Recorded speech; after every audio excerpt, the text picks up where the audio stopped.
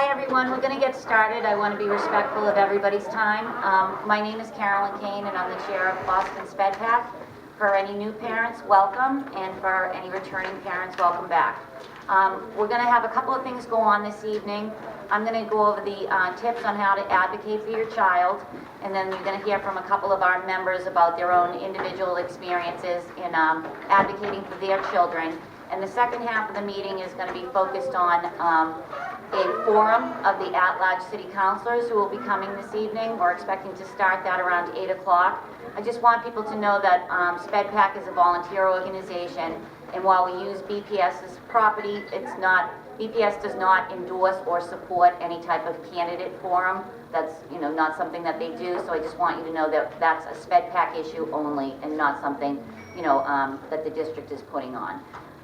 We have this evening with us, we have Paula Donnelly, who's the Assistant Superintendent for Special Education, and she has three supervisors with her, Jen Sweeney, Cindy Nielsen, and Hillary Shea. We have issue forms here. If anybody has any individual problems with their child's current IEP or program that they need assistance from the Office of Special Education with, I can give you one of these forms, and Paula and her staff are going to be available to speak with you this evening about it, to sort of get on top of the issue and try to deal with that as quickly as possible. So, does anybody have any issues that they need to talk about with BPS? Okay.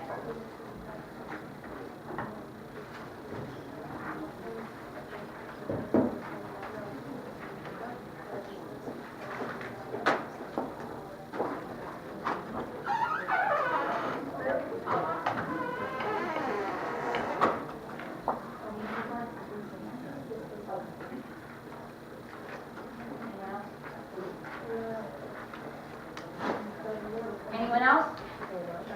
Yep.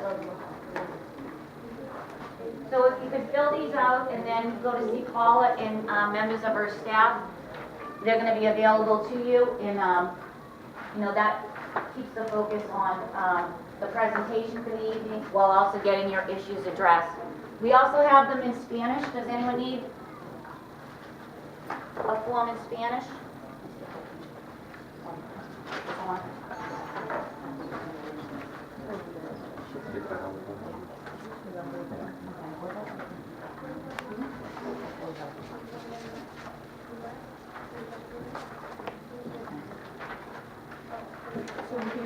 Yes. We'll be right across the hall. So Paula and her staff are going to be in the office directly across the hall from here. When you finish your form, if you want to go over and speak with them directly, you don't have to speak with them this evening about it, but we're just offering that opportunity since special ed comes to all of our meetings to support and to address issues that parents might be having. So it's when you walk out this door, it's the door directly across the hallway if you want to go to speak to Paula and the supervisors. Thank you very much for coming, ladies. So there's a handout this evening, and it's called Tips on How to Advocate Effectively. It's both in English and in Spanish. If anyone needs one, they're on the table over here, as well as the sign-in sheet. The sign-in sheet is important so that you get direct emails from SpedPac. We rely on BPS to send out the Connect Ed call and also the flyers. But if you're on our email list, we can send that to you directly, and you don't have to worry about when it's coming home in your child's backpack or even getting the Connect Ed call. So the materials are over there for handout, as well as the sign-up sheet. There's also a copy of the questionnaire, right, John, that we sent out to both mayoral candidates, and the responses from John Conley are on the table. Unfortunately, Marty Walsh's campaign did not respond by the deadline, and so we don't have answers from them. Okay, it's also posted on our website if people want to go and take a look at that. A lot of times candidates don't respond to questionnaires. We were fortunate to get them from Councilor Conley, and we just wanted to make them available to people if they wanted to read the answers to the questions that we posed, okay, which obviously have to do with special education. So tonight we're going to talk about how to effectively advocate for your child, and we talked about it as a board, and we thought we would sort of outline by the letters in advocate what the important things that you want to do in advocating for your child. So the first one, A, is advocate, and what does that mean? So to advocate for your child means that you're speaking in support of the supports and services that your child needs in order to meet their individual needs resulting from their disability. Parents know their children best. I think we all know that. and you are the most important advocate for your child. It's also a process that's going to be with you during your child's entire educational career and possibly also through adulthood. So you want to learn the skills to effectively advocate, and that comes with knowledge comes power, and learning about what your child's special needs are and being able to effectively share the information about your child is important. We here at SpedPac are all volunteers. We provide workshops and materials on what your rights are in special education and what the district's responsibilities are. The materials that we hand out at all of these general meetings are then posted on our website for you to access there, and if parents are not able to attend our meetings, they can watch them online. As you can see, John is recording this tonight, and John's done a fabulous job with our website. I would encourage anybody who hasn't to visit it, and also if you've not been able to attend previous meetings, you can look up the directory on the different meetings from last year, and those are all on there talking about different topics as well. So I think it's important for people to know that we offer both, coming to the meeting and then also accessing things online. So our goal in SpedPac is to empower you as parents. We obviously are a bunch of volunteer parents who also all have children with special needs and BPS. So we're all at different stages in advocating for our own children. We're sharing those experiences with you, but we don't have the capacity as parent volunteers to advocate on behalf of any individual child or family in BPS. So our role is to really help empower the parents to be the best advocates for their children, okay? D is document. I think you can't overstate how important it is to document things. If you have a conversation with someone about something that you need for your child or about an issue that's of concern, and it's not documented, you have no record that that conversation ever happened, so that if there's no follow-through, you can't show that you asked for something on a specific date and time, or that you raised an issue, and then it comes up at the annual IEP meeting and people say, oh, we never knew about that. If you document and you have a record of your communications with the school, and you're careful to, put things down, you can do it in a notebook, you can do it electronically, it all depends on what works for you. But you want to make sure that you document and have a record, especially if you end up in a dispute with the district, which hopefully won't happen, but if it does, it's important that you have a record of what the communications were leading up to that dispute process. So, Carolyn, there's a binder there if people want to look at it. Oh, that's great. So one of our board members brought a binder that's an example of documenting your child's records. Obviously, our children come with a lot of paperwork. I have definitely an entire file cabinet full of my daughter's own records. She's pretty complex, so there's a lot of records in there, but I keep all of her doctor's appointments, updates from her progress reports on her IEPs, copies of her IEPs, copies of the evaluations throughout the years, and it's better to really try to organize it for the current year that you're in. You don't want to try to carry all of your child's records, with you when you go into a meeting. You want the most relevant, the most recent ones.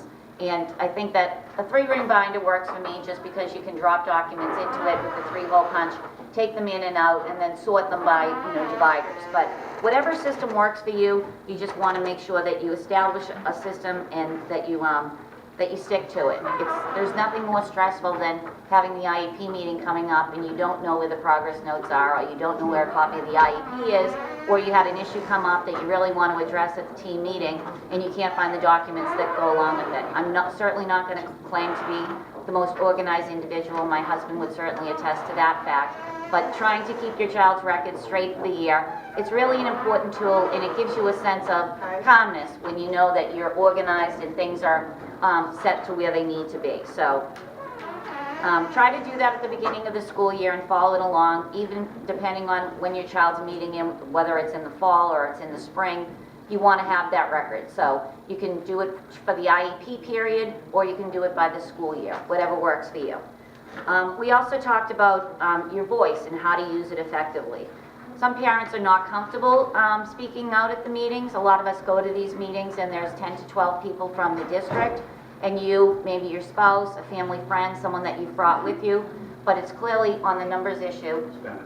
Oh, I'm sorry. Okay, so we've been joined by a Spanish interpreter. If anybody needs interpretation services, she's here and available to you this evening. So if you want, you need to get a headset, I think, from her. Yep. Okay. Anybody need one?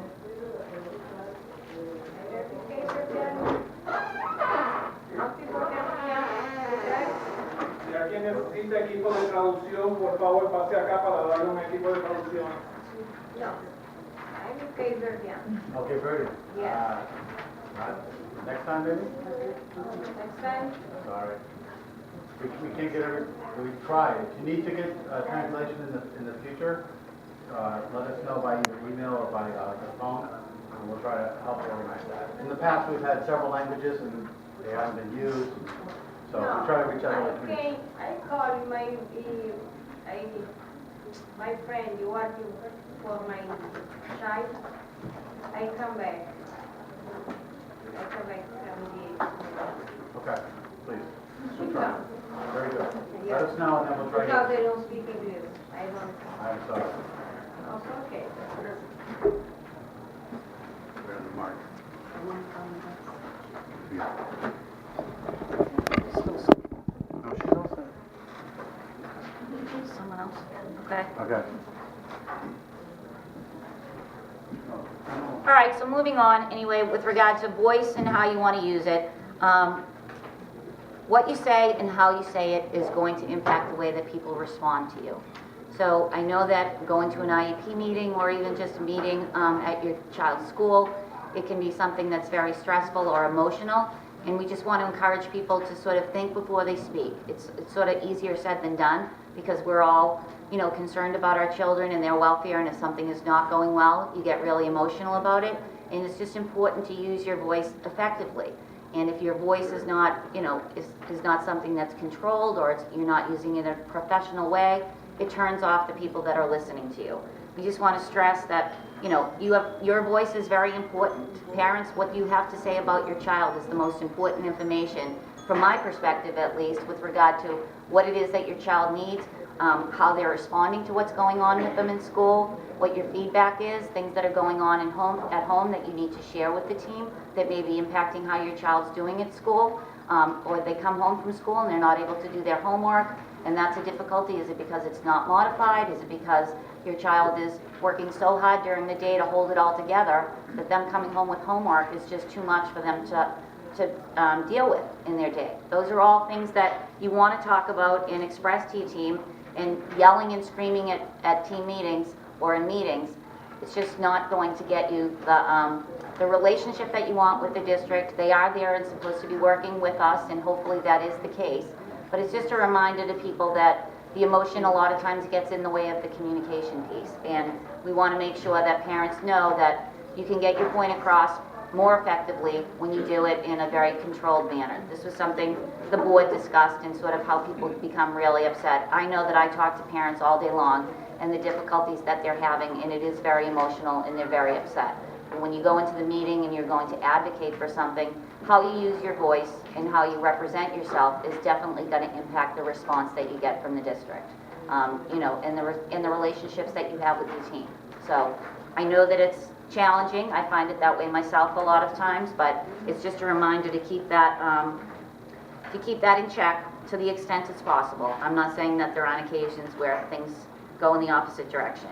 The next issue is O, and for organization, and it's a little bit like document, but it's the organization of your documents. And what I try to tell people is that by organizing your files and keeping track of them, it does give you a better sense of empowerment, in terms of you're not worried about where things are, and prepare your parent concerns and your vision statement before you go into your team meeting. We know that those are going to come up at every annual meeting, and it's the first part of the IEP. We should be talking about what are the parent concerns and what is your vision for the child, because that really should be the focus of the IEP, along with the evaluations, but it's really, what are your concerns about with your child? The district does not get to change anything that you put in your parent concerns. So you need to write them in advance, so that while you're at the table for the team meeting, you're not trying to come up with your thoughts on the spot and explain how you're feeling about your child. Prepare them in advance so that when you go to the team meeting, you can read them to the team, and then you can give them to the team facilitator and say, this is my copy of my parent concerns, please include them in my child's IEP. The vision statement, it depends on the team. Some teams like to do it as a team, and it really can be a team vision statement, but you want to prepare your portion of the vision statement, what it is that you see your child being able to accomplish in the next year, with the supports and services that you're gonna talk about that they need.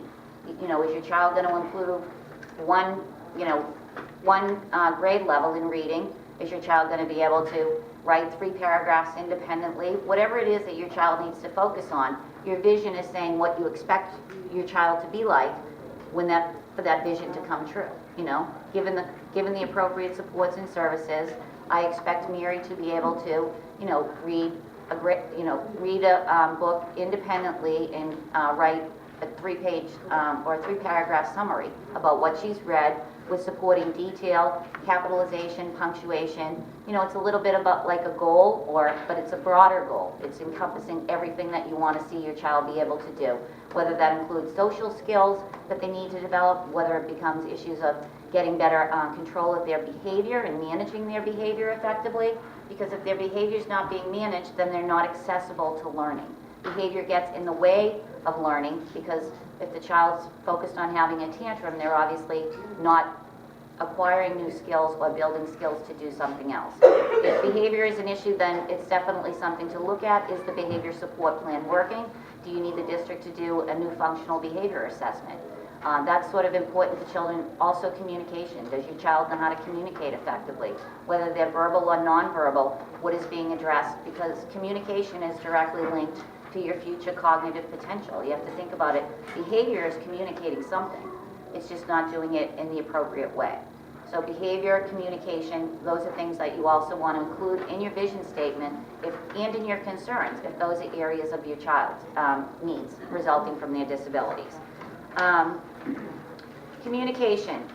Communication is key, and establishing it on an ongoing basis with your child's teacher is important. You want to have a dialogue established, and it can be through email, it can be through notes back and forth, it can be through an occasional phone call to the school. You know, we have parent-teacher conferences, but those aren't very often. I'm just saying, establish the dialogue so that there's communication back and forth. My daughter has a daily communication notebook where I put in the notes of what she did at home or what's going on at home, and they send me notes on how her day went and what she's working on in school. So communication is, you don't want to wait until your progress reports come out. They don't even come out until December for the first time. So your child's already been in school for September, October, November, and up to the Christmas break, and you're getting your very first progress report. That's a long time for something to be going on without being addressed if you're aware of it. So it's okay to bring things up during the course of the year and not waiting for the regular time that BPS communicates with us, which is either through progress reports, at teacher conferences, or at your annual IEP meeting. Establish that communication link and continue it throughout the year. And I'm not saying it's just your child's teachers. It's also if your child has related service providers, you want to establish a dialogue with them too. What is it that you're working on with my child? You don't want to find out that your child's not progressing towards their benchmarks, because that impacts their ability to meet their annual goal. If you can tell already in October or November that you're not seeing any progress towards those benchmarks, bring it up early and ask what the issue is or what are we going to do to address it. And document that so that if things are not addressed before the IEP meeting, you can show that you've been asking about these things all along throughout the year. You should also know that you have the ability to call a team meeting at any time. You don't have to wait for the annual meeting to meet with the team. If you get your child's progress reports, or you know of things going on with your child at school, maybe your child's developed some new issues. Maybe there's something going on with your child this year that didn't exist when the IEP was developed. You can call a team meeting at any time, and you can also request an evaluation in an area that may have revealed itself since that IEP was developed. So communication is key in terms of establishing the relationship. You know, when parents are involved and parents are supportive, it really does bring a lot more focus and support to your child's services throughout the year. People know that you're paying attention, people know that you're involved, and people know that you're going to be asking questions. It's a perfectly fair thing to do, but the parents that are communicating tend to get more feedback and more responses. That's just the way the world works. Okay, so I can't encourage people enough to just establish that communication chain. A lot of times people are apprehensive. They feel like, you know, they don't want to bother the teachers, they're busy enough, but your child is their responsibility, and our children come with a lot of issues that other children don't have, and bringing particular focus on them in the nice communicative way, and, you know, with the right tone of voice is the way to get that done. A is for ask appropriately and not with anger. So this really goes through, regardless of what the issue is, whether you're calling your child's principal, the school nurse, maybe there's something going on with your child medically, their teacher, or even the transportation department, because we all know that from time to time, and hopefully less this year, there are issues with transportation. When you have an issue that needs to be addressed, think about what it is that you want to say before you do it, and remember that anger is not going to get you the result that you're seeking. So try to calm yourself down before you make that contact so that you get the most effective communication going and that you get your issue resolved. Now, if there are issues that you try to resolve yourself and you're not getting any success with the district, that's what we're here for, SpedPac. We try to facilitate the resolution of your issues with the district by connecting you with the appropriate people. It may be that the person that you're communicating with and you're upset with because they're not resolving your issue is not the appropriate person to be dealing with. So if you're not getting satisfaction on a particular issue from someone that you are dealing with at the school level or even within special education, let us know that. We will try to facilitate that and push it up the ranks to the deputy superintendent to deal with, because parents are their best advocates, but we don't always know the right person to deal with in BPS. There's a lot of people. There is the chart that's over here that tells you who's in charge of your particular cluster, since the district is now broken up into clusters. Your team facilitator, your principal, those are generally your first points of contact. But if you're not getting resolution from them, or even someone in the transportation department, if you let us know, and that's why we have the issue forms here at the meeting, we have the issue forms online, but then we also have voicemail that we pick up when parents have issues. We might ask you to fill out an issue form simply because in facilitating the communication between you and the district, it's more helpful if we have the facts. And that includes not only your name and the correct phone number for you, your email, but also what the issue is, so that we can try to identify who we know within the Office of Special Education that may be better suited to resolve your issue. Okay? But again, it doesn't matter who you're dealing with. If someone picks up the phone and someone's yelling at them and a parent is angry, it definitely changes the type of response that you get from BPS. So we want to encourage people to think about that before they make that contact. And again, if you're not in a position or something is too upsetting to you that you can't deal with them right now, then call us and we will try to facilitate that for you. Toolkit and what to have in it. This is sort of, what is it that, in addition to your child's files, do you need to help you at the next IEP meeting or to address a concern? If there's something going on with your child currently, and maybe you've taken your child to a doctor or a different specialist, they've given you an updated report, you want to share that report with the district, but it's also, you want it to go in your child's records. So it's sort of, what is it that you feel that you need? I keep a lot of different articles on different disabilities and how they impact children. A lot of those materials that you find that may be helpful, whether you found them online or they were given to you by another professional, you want to put those in your child's toolkit, because sometimes we need to help educate the team on our child's disability.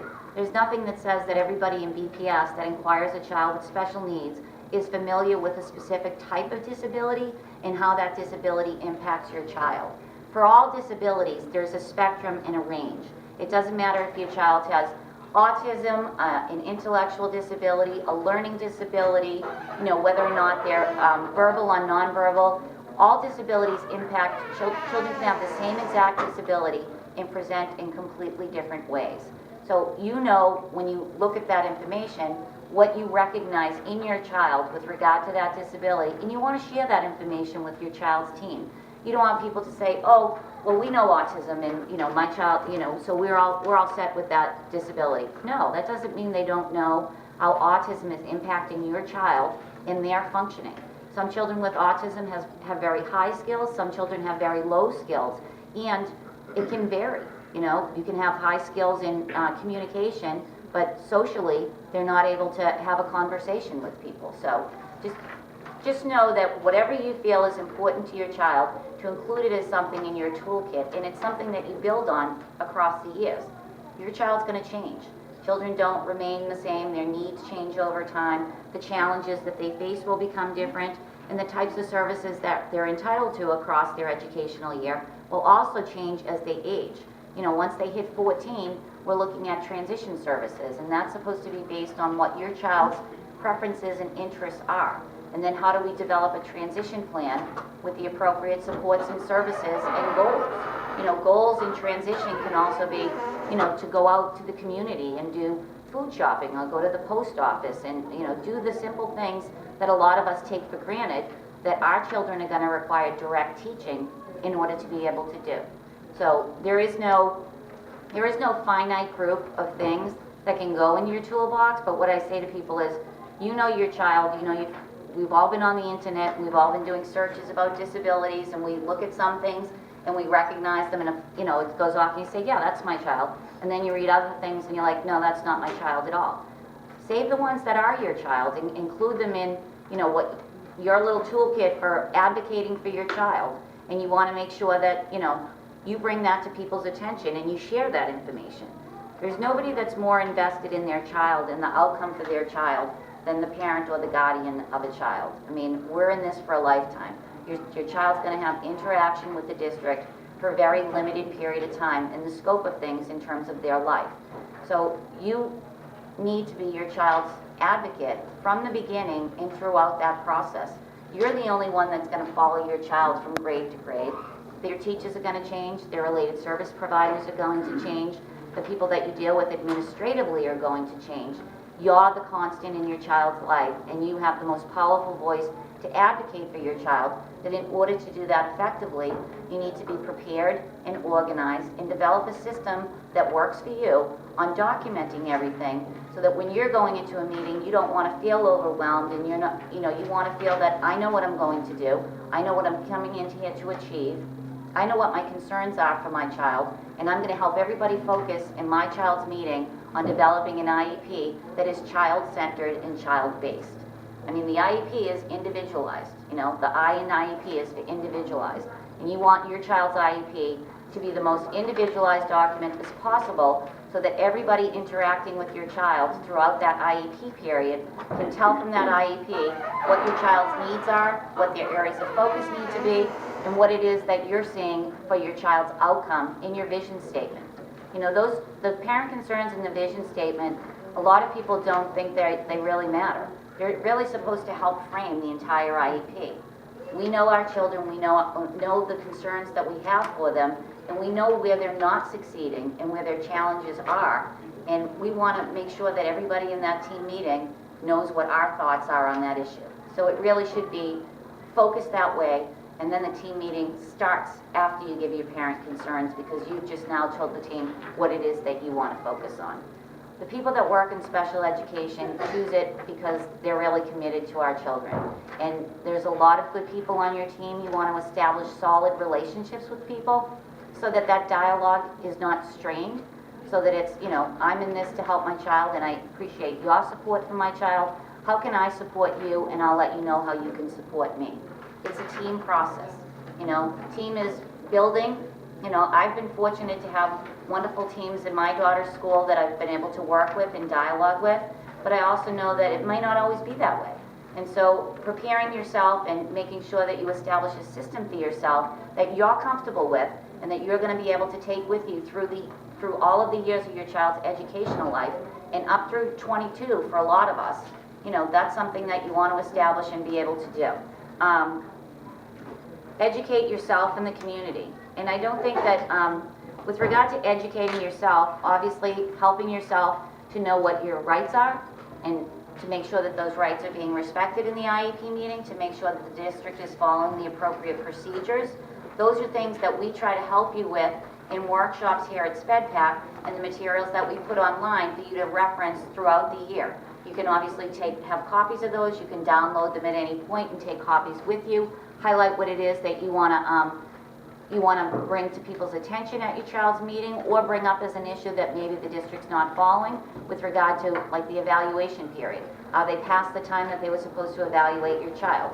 Did they give you copies of your child's evaluations 2 days in advance? You have to ask for that in writing, because if you don't ask for it, you're not going to get it. And they're going to hand them to you at the meeting, and you're going to be trying to read and respond at the same time. When you fill out the evaluation consent form, just put right on the form itself, I'm requesting a copy of my child's evaluations at least 2 days in advance of the team meeting. You're entitled to that by law, but if you don't ask for it, you don't get them. And if you put it on the evaluation consent form, you don't have to create a separate document to do it. Just put it directly on that form. That's part of educating yourself and even understanding how long they have to do evaluations. We'll have a separate workshop coming up on basic rights.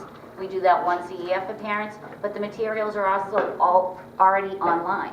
If you're running into an issue where someone's not complying with the procedures that are outlined in your rights, then you want to bring that to the attention of your SPED coordinator. And if that's not effective, then you want to contact us, and we'll put you in contact with someone else in BPS. There's also at the Department of Elementary and Secondary Education, a department that's called Quality Assurance. There's a liaison for the Boston Public Schools in there. They're separate, they're partial, they work for the state, they don't work for the district, and they're free of charge to assist you if the district is not complying with any processes or procedures that they're required to do by law. We want people to take advantage of those. We also had one of our board members, Kristen Mackey, was kind enough to go to, we just found out about it the day before it was coming up, but there was a seminar or a workshop at the Kroc Center about free legal services for parents who have children with special needs. So Kristen went and got some of that information, and we're now going to invite some of those people to a general meeting here so that people can learn about what resources are out there and how do we connect parents with those resources. It's very expensive to hire either an advocate or an attorney, and to the extent those services are available to our families and they're being offered at no cost, then we want to help our families access those services. So if the time comes that you need to, ask them for assistance, then you know where to go and get that assistance. So that's something else. It's all part of educating yourself, and then I talk about too under here is that educating your community. Our children's lives don't stop when they leave the school building.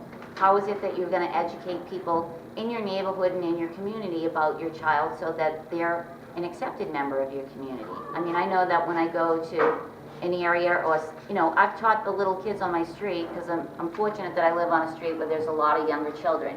My daughter's 14, but developmentally she's much lower. And any child that's meeting a child with disabilities for the first time may have some fear, and that's fear of the unknown. So you really want to sort of take your education beyond the school building and try to help educate people that your child's going to come in contact with on a regular basis about who your child is and what it is that they can do to help your child and what issues of concern or challenge that your child may have. If your child wants to participate in some type of sports, if they want to do soccer or something in the community, depending on what their own abilities are, then you want to make the coach aware of who your child is and what your child may need, because you want that to be successful for your child, and you want your child to be accepted and supported in any activity that they may choose to do. So it's really an issue of our education process is ongoing throughout our children's entire lives. Nobody knows everything. I certainly don't claim to know everything, and I know that I'm constantly learning more and more about who my daughter is, what her needs are, and how those things change over time. So it's really an issue of staying focused, and when you look at children, even puberty brings on a lot of challenges, and not just for typical children, but for our children with special needs, the hormones have impacts on how they function, and you can think that everything is going great, and then puberty hits, and all of a sudden you're dealing with a completely different child. So you want to prepare yourselves for the changes that are coming in your child's life and try to educate yourself on what those potential challenges are so that when they do arise, you feel more able to deal with them, or at least to connect with the appropriate resources that are going to help you to be able to deal with them. So as we say that, empowering is, knowledge is power, and having knowledge is empowering for all of us. None of us signed up to be the parent or a guardian of a child with special needs.